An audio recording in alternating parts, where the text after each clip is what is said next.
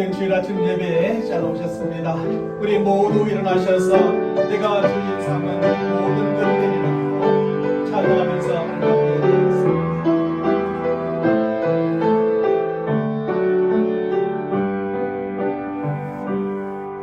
내가 주인 삼은 모든 것 내려놓고 내 주 대신 주 앞에 나가 내가 사랑했던 모든 것 내려놓고 주님만 사랑해.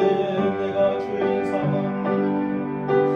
주인 삼은 모든 것 내려놓고 내 주 대신 주 앞에 나가 내가 사랑했던 모든 것 내려놓고 주님만 사랑해.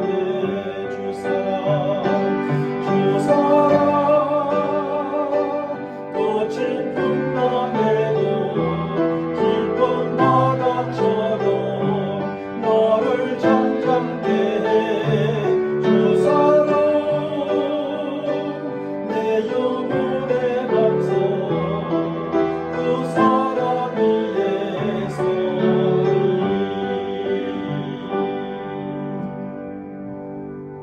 하나님 아버지, 오중에도 하나님의 택한 백성들이 하나님을 예배하고자 마음을 모두며 또 정성을 다하여 또 주님 앞에 이렇게 나와 예배하오니 오늘도 우리 예배를 받으시며 기뻐하여 주시고 영광을 거두시며 축복하여 주옵소서.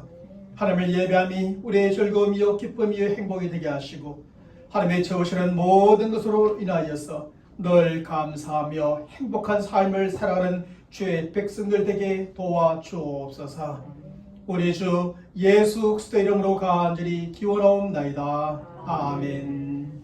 전능하사 천지를 만드신 하나님 아버지를 내가 믿사오며 그 외아들 우리 주 예수 그리스도를 믿사오니 이는 성령으로 잉태하사 동정녀 마리아에게 나시고 본디오 빌라도에게 고난을 받으사 십자가에 못 박혀 죽으시고 장사한 지 사흘 만에 죽은 자 가운데서 다시 살아나시며 하늘에 오르사 전능하신 하나님 우편에 앉아 계시다가 저리로서 산 자와 죽은 자를 심판하러 오시리라.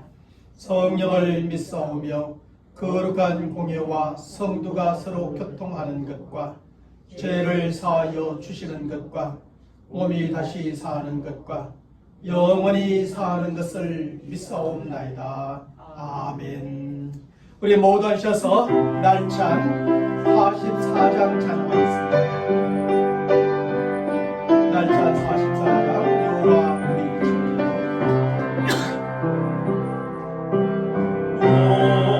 여호와 우리 주여 주의 이름이 온 땅에 어찌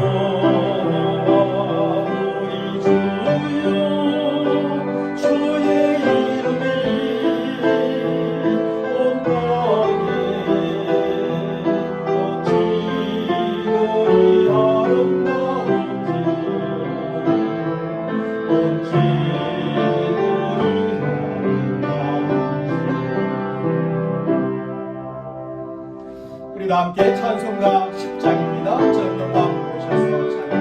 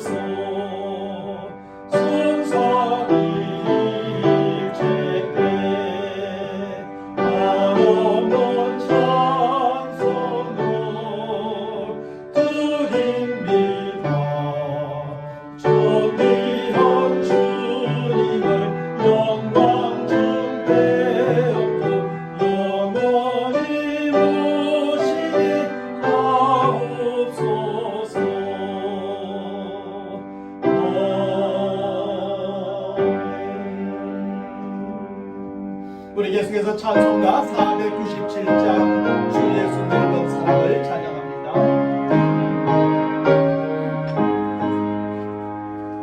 주 예수 넓은 사랑 높으신 은혜를 나 힘써 전하는 참 기쁜 일세. 주 예수 복된 말씀 생명과 진리요 내 맘에 갈급함을 다 채워주시네. 예부터 전한 말씀 주 예수 크신 사랑 마음서 전하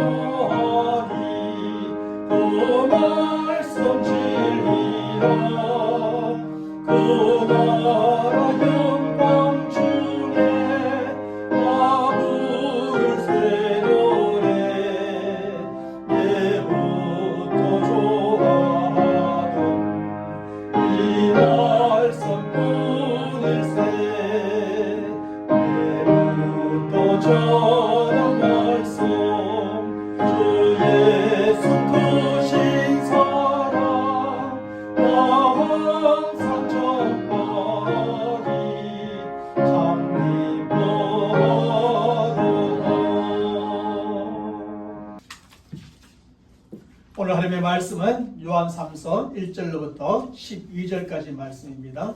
제가 여러분들에게 봉독해 드리겠습니다.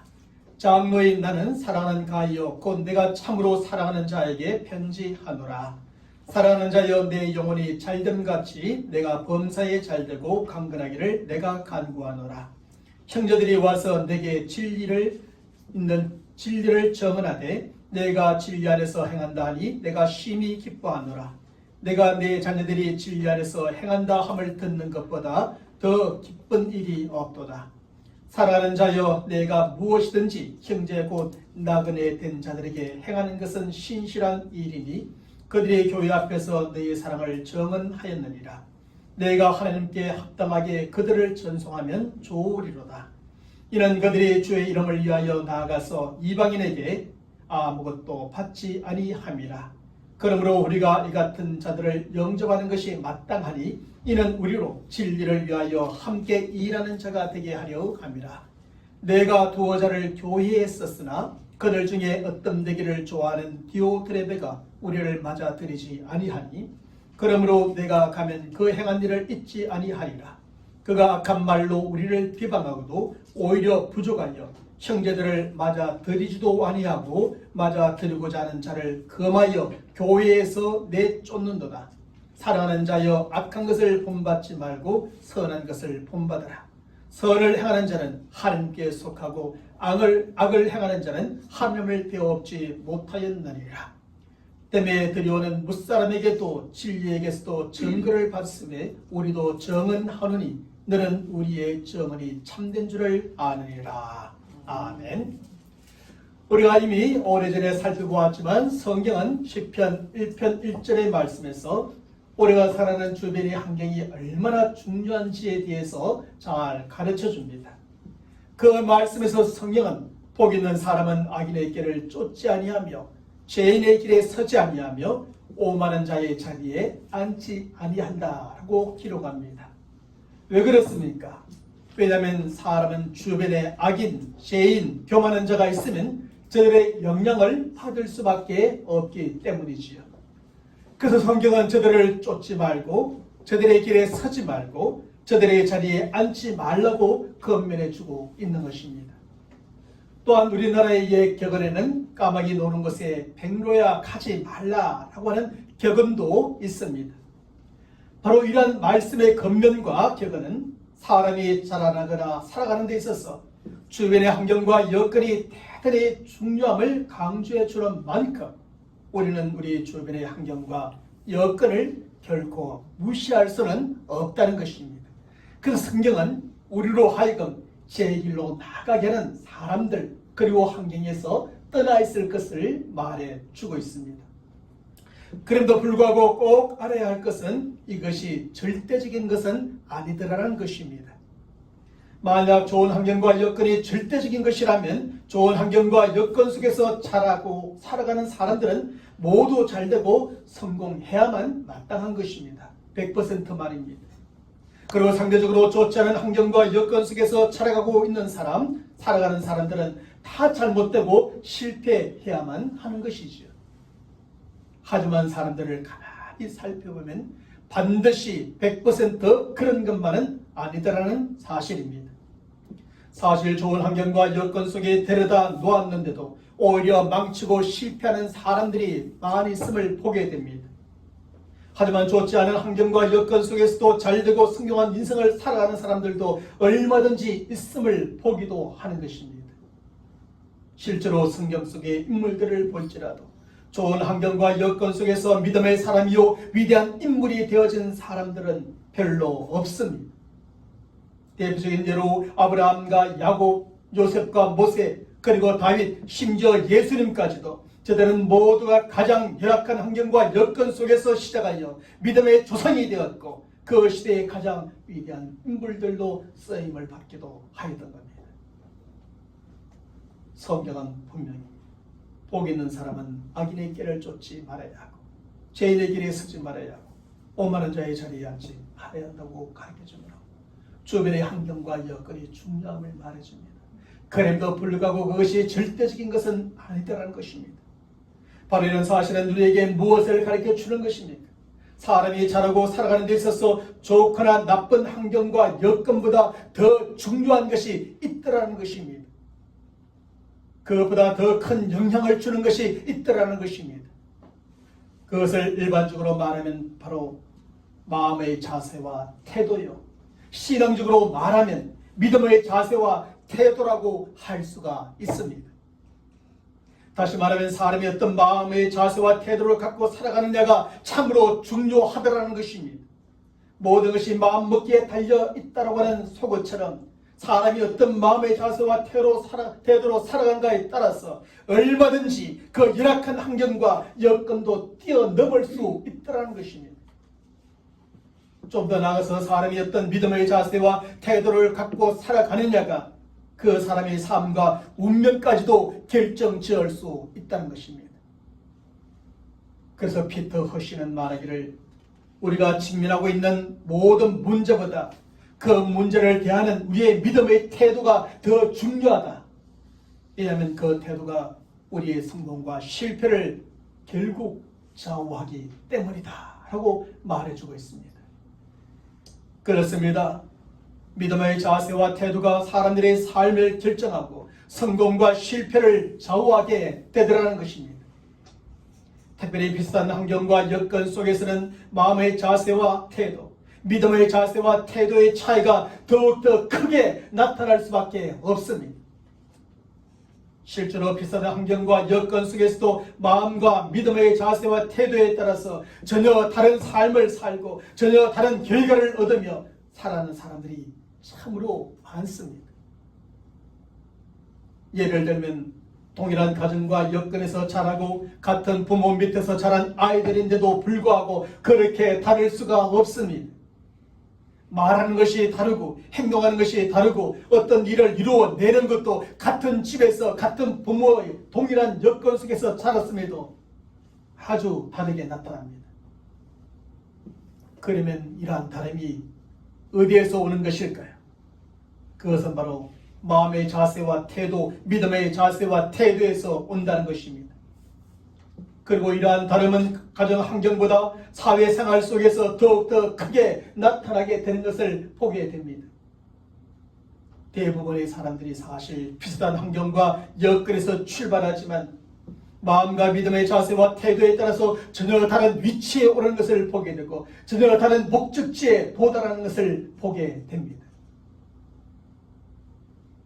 사랑하는 성도 여러분, 그런데 오늘 본문의 말씀에도 보면 이런 사실은 신앙생활과 교회생활에서도 여전히 통렬하게 나타나는 것을 볼 수가 있습니다. 오늘 우리가 함께 읽은 본문의 말씀에 보면 3명의 핵심적인 교회의 사람들이 등장하고 있습니다. 먼저는 가이오라는 사람이고 다음은 디오드레베라는 사람이며 마지막은 데메드리오라는 사람입니다. 저들은 모두 동일하게 예수를 믿는 신앙인들입니다. 그리고 모든 같은 교회인 골로새 교회에서 함께 신앙생활을 하고 있는 성도들이죠. 뿐만 아니라 저들은 모두 동일한 목회자인 요한 밑에서 훈련을 받았고 신앙적인 지도를 받았던 사람들이었습니다. 그리고 동일한 성도들과 함께 교제하고 함께 봉사도 하면서 함께 교회를 섬겨왔던 사역자들이기도 하였습니다. 하지만 이렇게 동일한 환경과 여건 속에서 신앙생활을 해왔고 동일한 교회를 섬겨왔던 저들에 대한 장로 요한의 평가는 오늘 본문의 말씀에 보면 완전히 다름을 깨닫게 됩니다. 특별히 가이오와 디오드레베에 대한 장로 요한의 평가를 보면 얼마나 다른지요. 완전히 정반대입니다. 먼저 가이오에게는 최선의 칭찬과 축복을 해주고 있는 반면에 디오드레베에게는 최악의 책망과 경고를 해주고 있음을 보게 됩니다. 오늘 본문 9절과 10절의 말씀을 보십시오. 이 말씀에서 요한이 디오드레베를 얼마나 신랄하게 책망하고 있는지 모릅니다. 요한은 디오드레베를 으뜸되기를 좋아하는 사람이라고, 악한 말로 망령되이 평범하는 사람이라고, 유의 부족하여 형제들을 접대하지 않는 사람이라고, 접대하고자 하는 자를 금하여 교회에서 내어 쫓는 사람이라고 책망합니다. 그러면서 11절의 말씀에서는 디오드레베의 이러한 행위를 악한 행위라고 규정하면서 이런 사람은 하나님을 배웁지 못한 사람이었다고 그렇게 평가해 줍니다. 하나님을 배우지 못한 사람이라는 뜻이 무엇입니까? 참된 믿음과 신앙을 갖지 않았던 사람이었다는 것이지요. 그런데 교회 생활하면서 사람들에게 인정을 받으면서 직분자가 되었다는 말입니다. 여러분, 집사가 되고 건사가 되고 장로가 되었음에도 불구하고 진정으로 예수 그리스도를 믿고 영접하지 않은 사람도 있을 수 있음을 이 디오드레베를 통해서 이 요한의 지적을 통해서 알 수가 있습니다. 겉으로 볼 때는 교회 생활 잘합니다. 헌금도 잘합니다. 봉사도 잘합니다. 그 사람들의 인정을 받습니다. 집사가 됩니다. 건사가 됩니다. 장로가 됩니다. 하지만 진정으로 그 마음속에 예수를 믿고 영접한 참된 믿음과 신앙은 없을 수 있다는 겁니다. 쭉정이지요. 가라지이지요.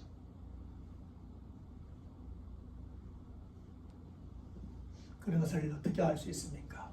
그의 마음을 알 수 없고 그의 믿음과 신앙을 알 수 없으니 삶을 통해서 알 수 있는 겁니다. 열매를 통해서 알 수 있다고 그래서 주님께서 말씀하신 겁니다. 바로 이 디오드레베가 그런 사람이었습니다. 그의 행적을 통해서 요한은 말합니다.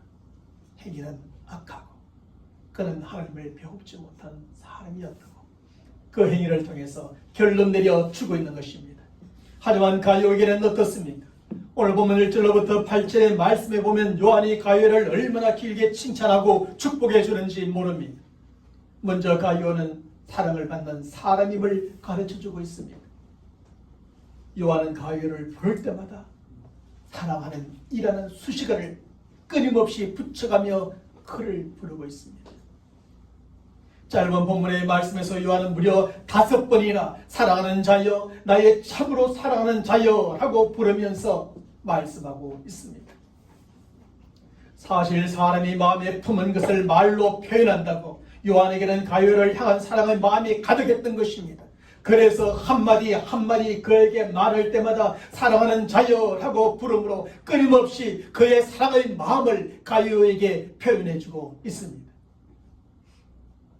하지만 디오드레베에게 대해서는 요한이 단 한 번도 사랑하는 자여라는 표현을 쓰지 않습니다. 그런데 오늘 보면 6절의 말씀에 보면 가요는 이렇게 사랑을 받는 사람일 뿐 아니라 사랑을 베푸는 사람이기도 하였습니다. 사실 사랑을 받아본 사람이 사랑을 베풀 줄 안다고 가요는 사랑을 받아본 사람으로 또한 많은 사람들에게 받은 사랑을 베푸는 사람이었습니다. 그러다 보니 가요는 점점 더 많은 사람들에게 점점 더 풍성한 사랑을 받는 사람이 또한 되어진 것이죠. 사랑하는 사람은 또 사랑을 받게 되고 더 풍성한 사랑을 받게 되는 겁니다. 제가 지난 주간에 여러분들에게 새벽마다 말씀을 전해줄 때 사랑의 부메랑에 대해서도 전해주었을 겁니다. 내가 사랑을 베풀면 그 베푼 사랑이 나에게 결국 돌아오게 되어 있습니다. 그 사랑하는 사람은 더 풍성한 사랑을 받게 되는 것이죠. 사랑하는 성도 여러분, 이러한 점에서 저와 여러분들도 교회와 가정과 직장 그 어디에서든지 하나님과 모든 사람들 앞에서 이렇게 풍성한 사랑을 받는 성도들이 또 사랑을 베푸는 성도들이 되시길 바랍니다. 그래서 점점 더 풍성한 사랑으로 가득해지고 그 풍성한 사랑을 또한 얻고 누리게 되시기를 간절히 축원합니다. 둘째로 가요는 축복을 받을 사람임을 가르쳐주고 있습니다. 요한은 오늘 보면 2절의 말씀에서 가요를 위해서 엄청난 축복을 선언해 주며 기도합니다. 사랑하는 자여, 내 영혼이 잘됨과 같이 범사에 잘되고 강건하기를 내가 간구하노라. 사실 성경 안에서 이 축복보다 더 완전하고 완벽한 축복을 찾아볼 수는 없을 겁니다. 왜냐하면 이곳에는 영혼이 잘되는 영적인 축복, 범사가 잘되는 생업의 축복, 그리고 강건하기를 간구하는 건강한 축복이 다 포함되어져 있기 때문이죠. 우리 믿는 사람들이 간절히 바라고 추구해야 될 축복이라 여겨집니다. 사실 사람에게 있어서 영혼이 잘되는 영적인 축복이 최고의 축복이고 최우선의 축복입니다. 세상 사람들은 모르겠지만 우리 믿는 사람들은 이것이 바로 최고의 축복이요 최우선의 축복임을 잘 압니다. 사람의 영혼이 잘 되어야 하나님과의 바른 관계가 유지되어지고 그래야 범사가 잘 되는 축복이 뒤따르고 건강한 축복이 또한 뒤따르게 되는 것입니다. 바로 이것이 모든 축복의 정상적인 순서입니다. 영적인 축복이 없는 물질의 축복은 도리어 일만학의 뿌리가 될 수가 있습니다. 그래서 영적인 축복이 없는데 물질의 축복을 많이 받으면 그 물질로 오히려 죄를 짓게 된다는 겁니다. 영적인 축복이 없는 건강한 육체의 축복도 도리어 죄악과 부패의 도구가 되기가 쉽습니다. 이것을 보면 내가 하는 일이 잘 되어야 예수를 믿겠다고 한다든지 내가 건강해야 교회에 다니겠다고 하는 생각이 얼마나 잘못된 것인지를 알 수가 있습니다. 하는 일이 잘 되면 결코 예수 믿는 것이 쉽지 않습니다. 늘 건강하면 예수 믿는 것이 오히려 쉽지 않습니다. 힘들고 어려워봐야 하나님을 찾게 되는 것이죠. 아파봐야 하나님의 은혜와 도움을 구하게 되는 것이죠.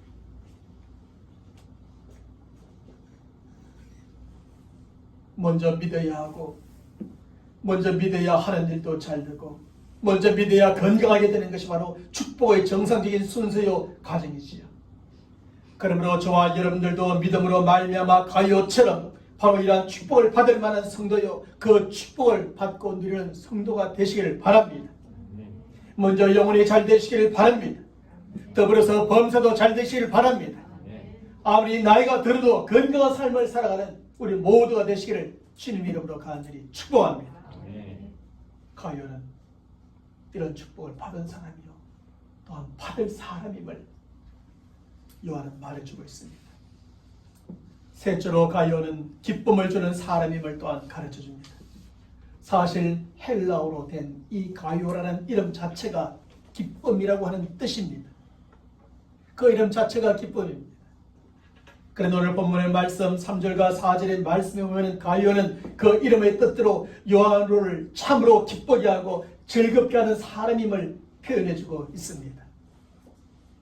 마치 사도 바울이 로마의 감옥에 갇혀 있으면서도 빌립보 교회와 성도들을 생각할 때마다 그렇게 기뻐했던 것처럼 말입니다. 요한은 골로새 교회와 특별히 가룟을 생각할 때 이렇게 기뻐하며 즐거워했습니다. 사실 오늘날의 교회들을 보면 요한계시록의 라오디게아 교회처럼 항상 책망만 받을 만한 교회들이 있고 빌라델비아 교회처럼 항상 칭찬만 들을 만한 교회도 있음을 보게 됩니다. 그런데 성도들도 마찬가지라 어떤 성도들은 하나님과 교회와 사역자들에게 큰 염려와 근심과 걱정거리만 되는 성도들 또한 있지요. 하지만 어떤 성도들은 하나님과 교회와 성도들에게 큰 기쁨과 즐거움거리가 되는 성도들 또한 많이 있습니다. 이것은 저만 느끼는 것이 아니라 여러분들도 동일하게 느낄 겁니다. 덜 기도의 제목이 되는 사람이 있고 덜 감사의 제목이 되는 성도가 있습니다. 그래서 이러한 성도들을 생각하면 생각할수록 기쁨과 즐거움이 넘치고 감사가 더욱더 넘치게 되는 것입니다. 바로 이런 점에서 우리 교회는 빌라델비아, 골로새, 빌립보 교회처럼 하나님과 많은 사람들에게 기쁨을 주는 교회가 되기를 원합니다. 그리고 저와 여러분들도 가룟처럼 하나님과 많은 사람들에게 기쁨을 주는 성도들이 되시기를 주님의 이름으로 간절히 축원합니다. 저는 우리 모두가 가룟처럼 먼저 하나님과 모든 사람들 앞에서 사랑을 받는 성도들이 되기를 바랍니다. 영적인 복이요 생업의 복이요 건강의 복 최상의 복을 받는 성도들이 되기를 원합니다. 그리고 하나님과 교회와 모든 사람들에게 기쁨과 즐거움을 주는 우리 모든 성도들이 되시기를 바랍니다. 그럼 우리가 그렇게 될 수가 있을까요? 오늘 본문의 말씀에서 우리는 두 가지를 찾아볼 수 있습니다. 첫째로 진리 안에서 행하는 성도들이 되어야 합니다. 진리 안에서 행하는 성도 말입니다. 요한은 오늘 본문 3절과 4절의 말씀에서 그런 가룟에 대하여 이렇게 기록해 줍니다. 형제들이 와서 내게 있는 진리를 전가하되 내가 진리 안에서 행한다 하니 내가 심히 기뻐하노라. 내가 내 자녀들이 진리 안에서 행한다 함을 듣는 것보다 더 즐거움이 없도다. 가룟은 진리 안에서 행하는 사람이었습니다. 그런데 가룟가 진리 안에서 행한다는 것은 단지 요한만 알고 있었던 사실이 아니라 그 골로새 안에서 이미 잘 알려진 사실이었고, 그리고 골로새를 방문해 보았던 사람들은 누구나 다 알고 있던 사실이었습니다. 가룟은 이렇게 진리 안에서 행하는 사람이었고 요한도 이런 사실을 잘 알고 있었으며 인정하고 있었습니다.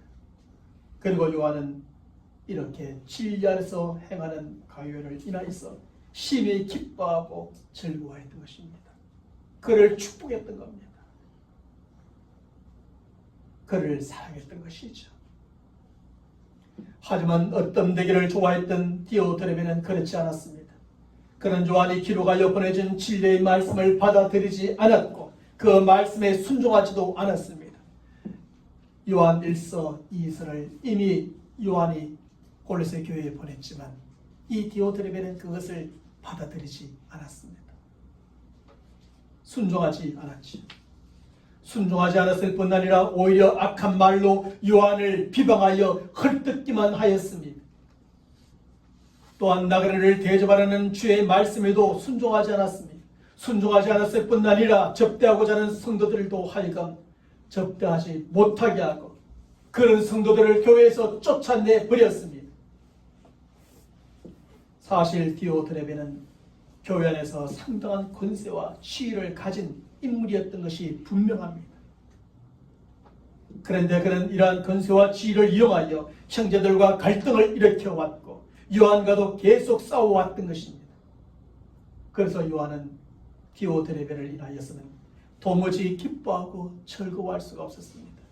그저 근심거리였죠. 걱정거리였죠. 저분 때문에 교회가 어떻게 될지 걱정과 염려거리가 되어졌습니다. 사랑하는 성도 여러분, 이처럼 진리에서 벗어난 삶을 살아가는 사람은 하나님과 성도들의 사랑을 받을 수 없습니다. 하나님의 제사의 복을 받을 수 없습니다. 하나님과 교회와 다른 성도들에게 기쁨과 즐거움을 줄 수가 없습니다.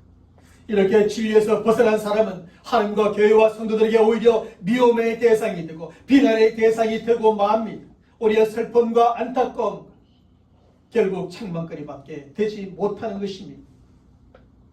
하나님께서는 그의 택한 백성들이 성도들이 진리의 말씀을 따라 사는 것을 볼 때에 그렇게 기뻐하시며 축복하시는 것입니다.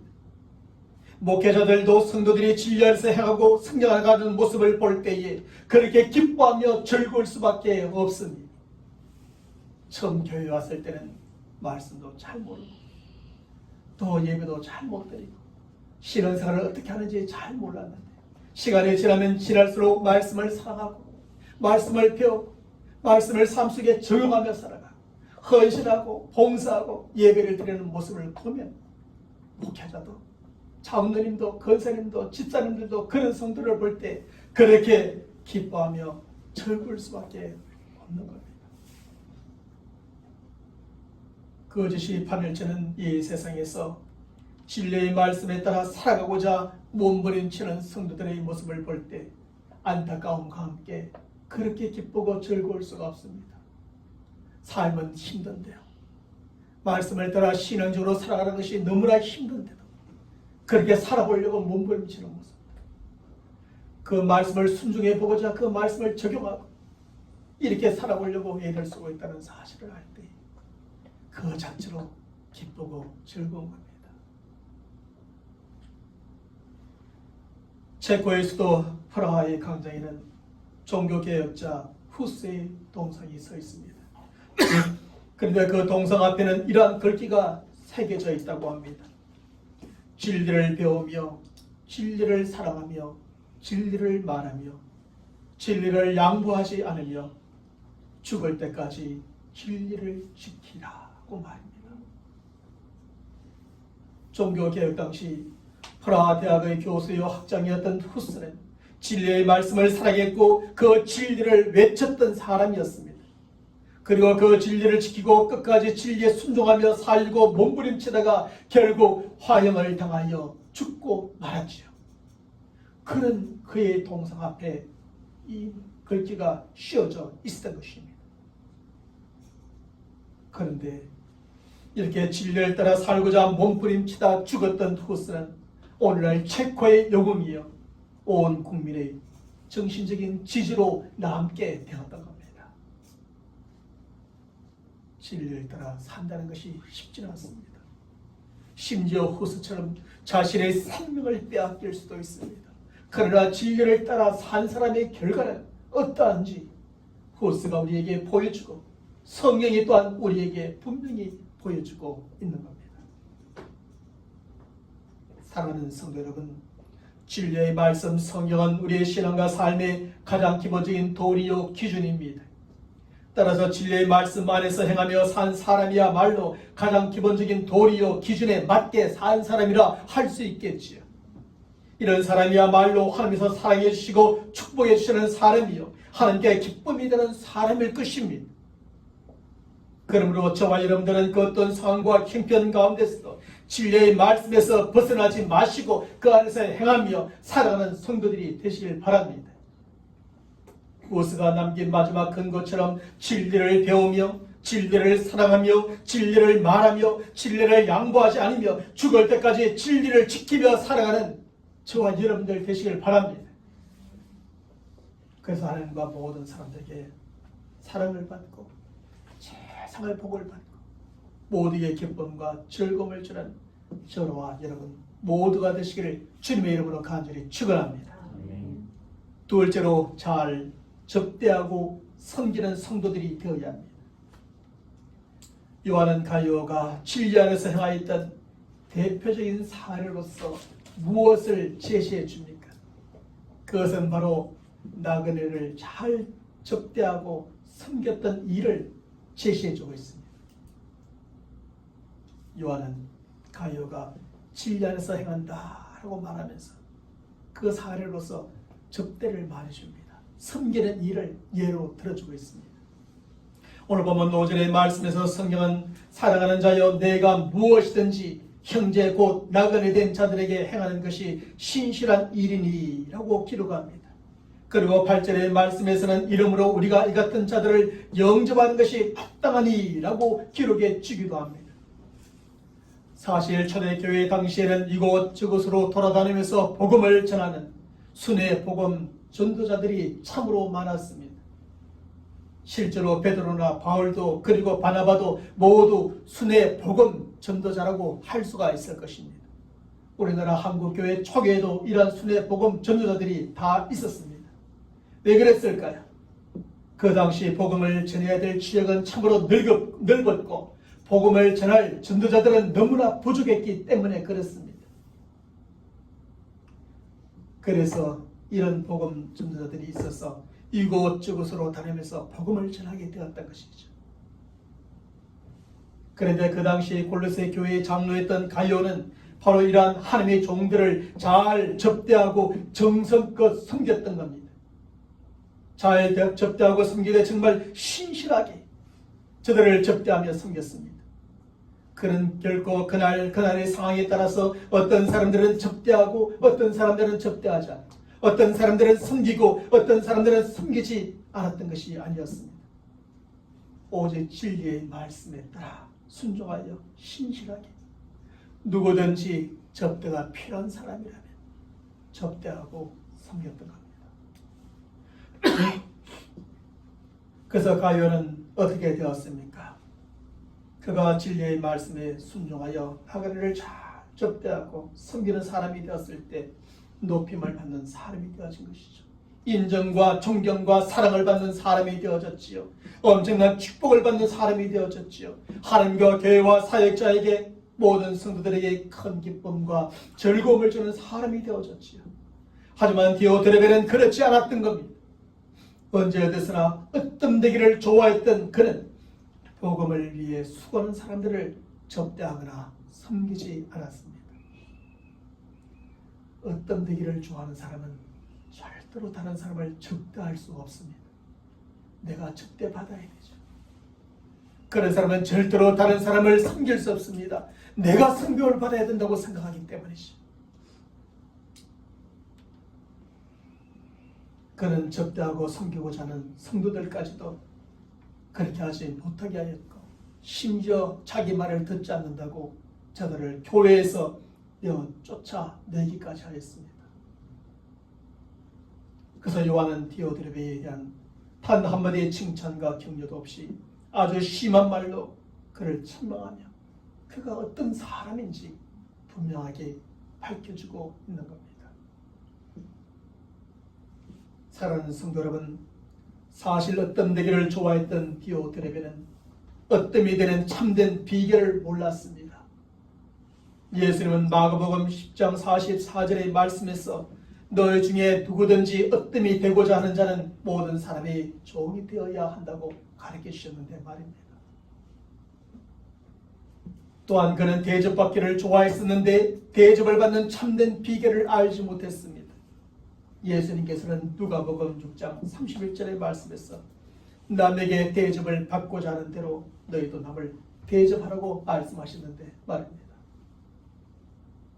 디오드레베는 이러한 진리의 말씀에 따라 다른 사람을 대접하고 섬기기보다는 오직 대접받고 섬김받고자 하였습니다. 그래서 그는 사랑을 받고 대접을 받고 승급을 받는 사람이 되기보다 오히려 미움과 멸시와 부대접을 받는 사람이 되어버렸습니다. 하나님과 교회와 모든 성도들에게 기쁨과 즐거움을 주는 사람이 아니라 오히려 슬픔과 아픔을 주는 사람이 되고 말았죠.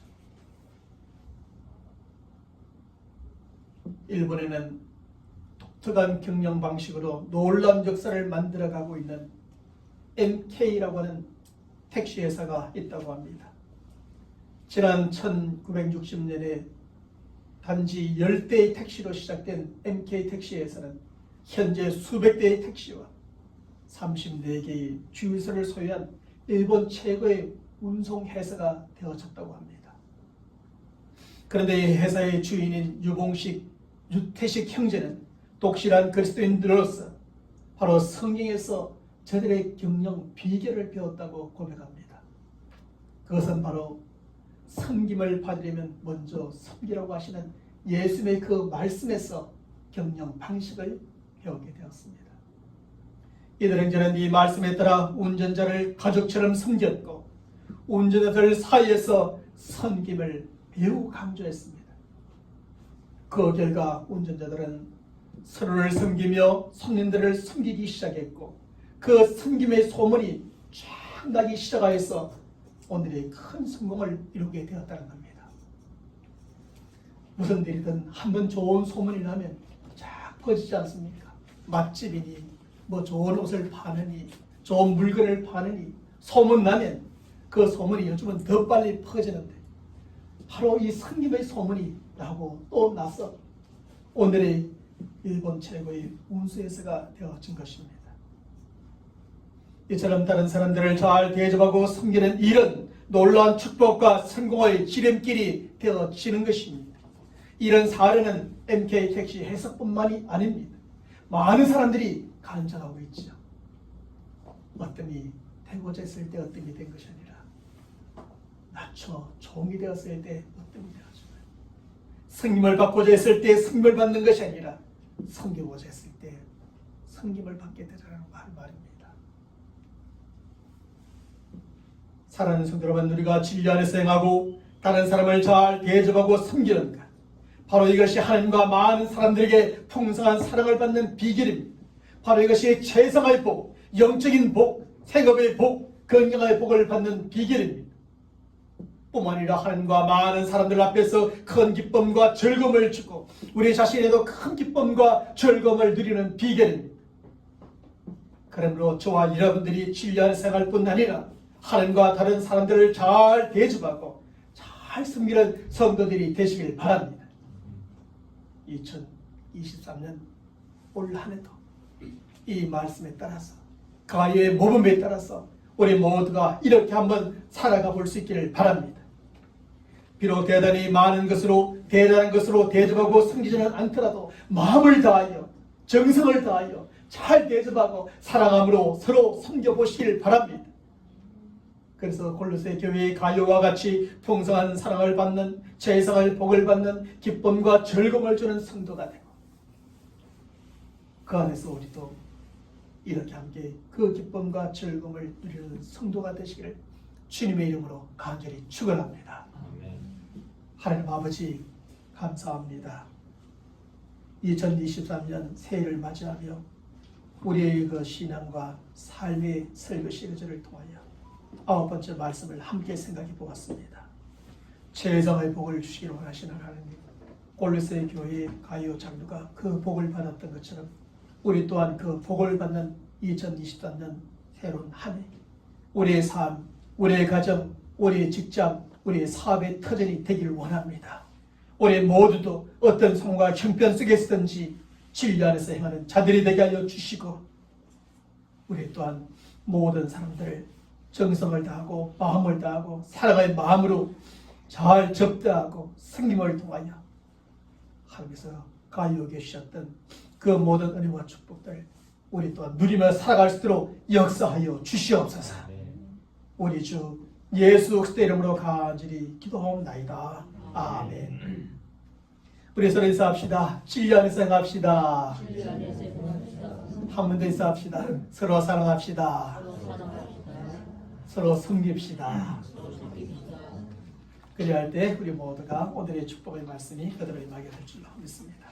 우리 모두 하셔서 날찬 131장 찬양하겠습니다. 모두 일어나셔서 오직 주의 사랑을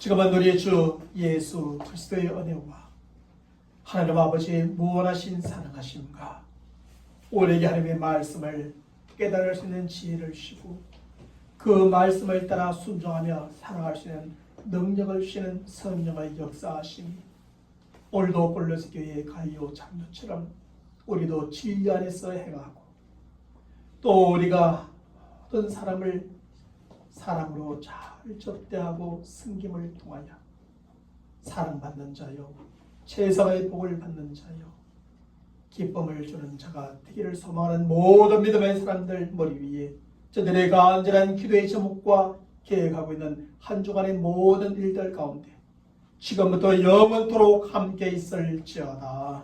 아멘.